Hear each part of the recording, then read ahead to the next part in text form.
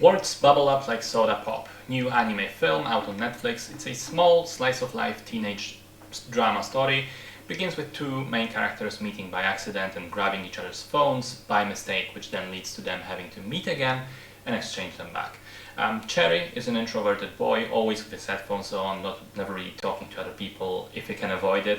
But he does have a creative hobby, which is writing haikus, the short Japanese poetry form, which he then publishes on social media. Smile is the girl, that's her nickname. She and her two sisters are these sort of teenage influencers slash streamers.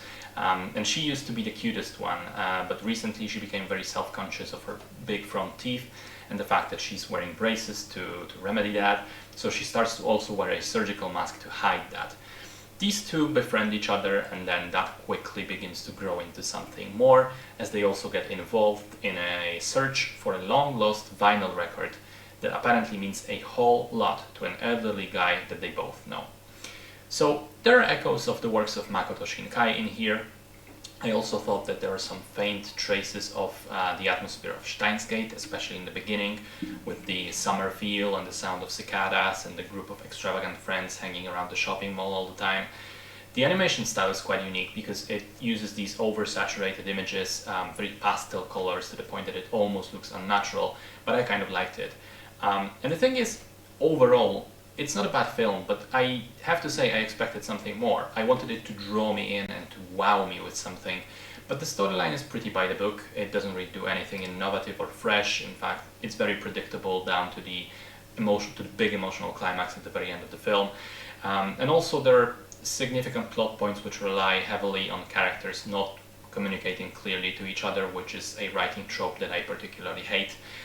And it's also difficult to ignore the fact that it is geared mostly at teenagers, specifically teenagers now, growing up in these times, ones that are into the social media culture, that grew up in it, because the film embraces that wholeheartedly. And normally when in a romance film you would have this midpoint montage of the couple falling in love by doing various activities together.